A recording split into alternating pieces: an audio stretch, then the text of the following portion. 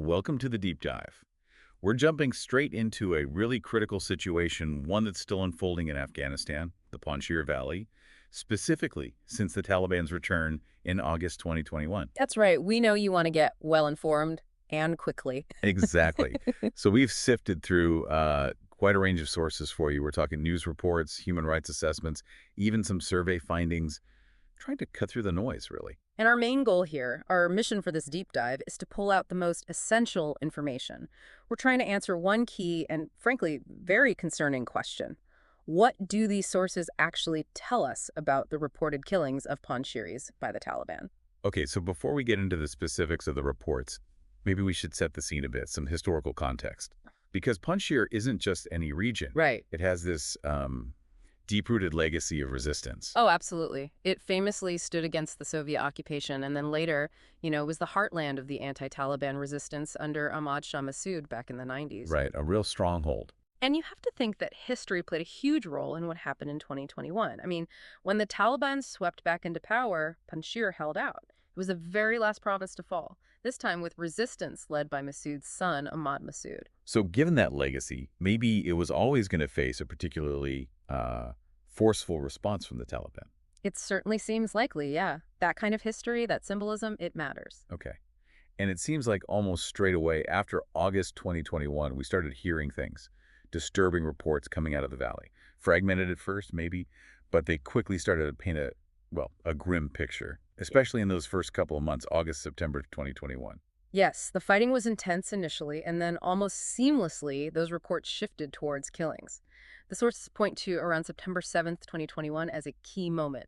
That's when multiple reports started alleging massacres of civilians. Massacres, that's a strong word. It is, and it suggests a significant escalation, moving beyond combat deaths to targeting the local population. And it didn't stop there, did it?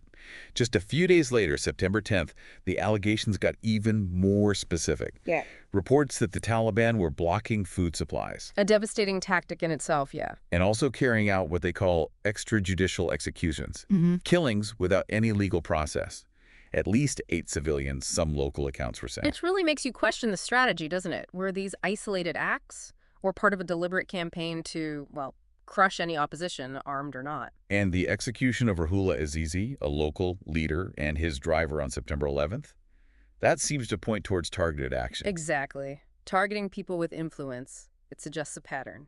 Then the BBC report around September 13th that seemed to bring it more into international focus. They reported at least 20 civilian deaths. 20 deaths in a very short time frame. And they highlighted a specific case, Abdul Sami. The shopkeeper, right. The details, they were particularly off. They really were. The alleged reason for his arrest, selling SIM cards to resistance fighters. Something potentially quite minor. Seems minor, yeah. But then his body was reportedly found showing signs of torture. It just paints this brutal picture of what could happen to anyone even suspected of helping the resistance. Imagine the fear in the valley. It's those specific stories that really drive home the human cost.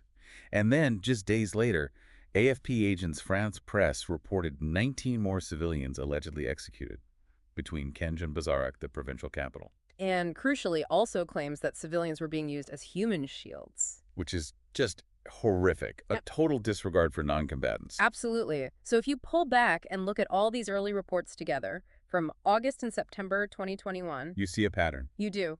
A pattern, our sources suggest, of reprisal killings. Not just fighting the armed resistance, but targeting civilians, too. Yeah. Maybe as collective punishment, maybe to deter any support for the NRF. It's a grim strategy, but one we've unfortunately seen elsewhere. So even after the Taliban seemed to consolidate control nationally, the resistance in Panjshir didn't just evaporate. It continued. That's right. It flickered, maybe, but it continued, which led to more conflict and, sadly, more reports of killings through late 2021 and into 2022.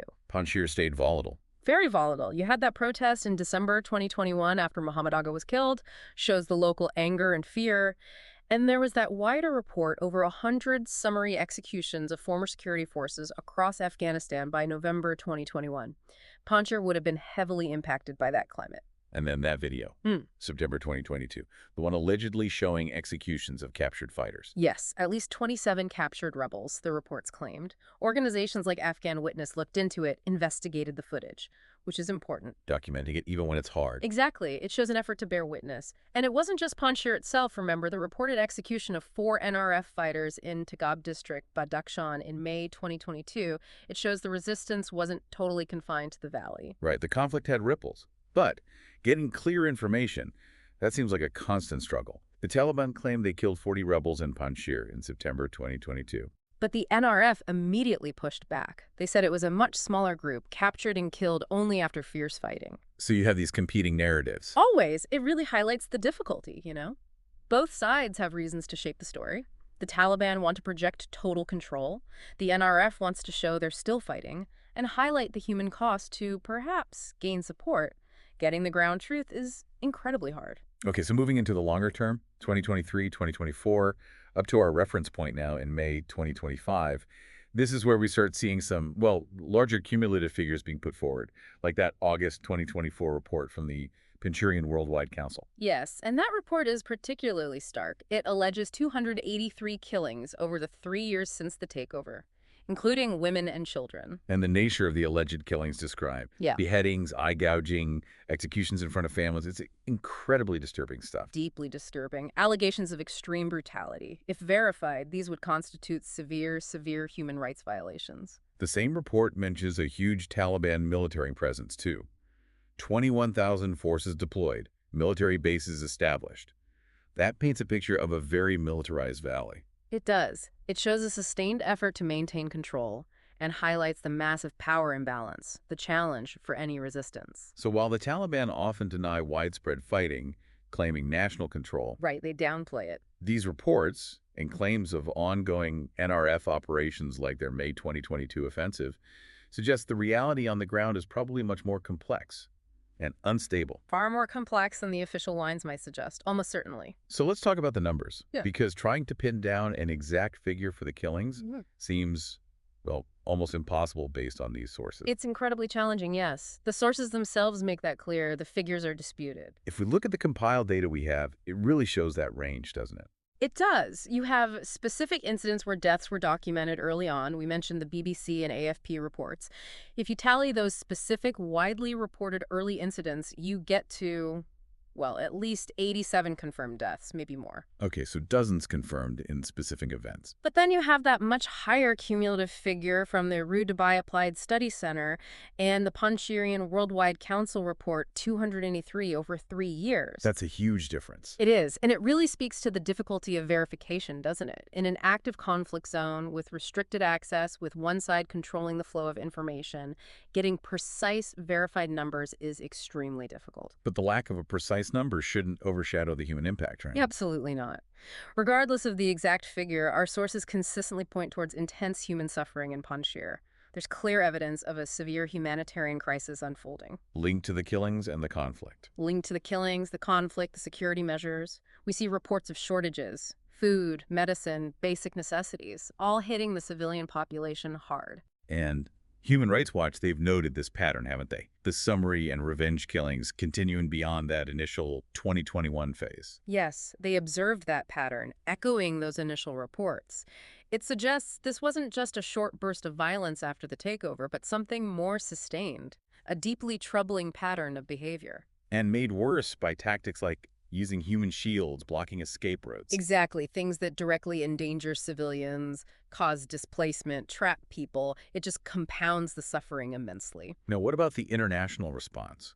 Our sources seem to suggest Panjshir hasn't received the same level of sustained attention as maybe some other parts of Afghanistan. That does seem to be the case, yes. Relatively limited sustained focus compared to, say, Kabul or other major crises, which makes the work of organizations like Human Rights Watch, the BBC, Afghan Witness even more vital. Because they're trying to document things despite the challenges. Precisely. They face huge obstacles. Independent reporting is difficult.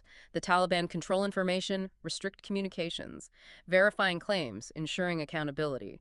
It's incredibly challenging. And as of now, May 2025, the feeling among some observers is that the international response hasn't been enough. There's certainly criticism that it's been inadequate, yes. You hear ongoing calls for more monitoring, more robust human rights investigations into what's happening there. Okay, so let's try and summarize what we pulled from the sources.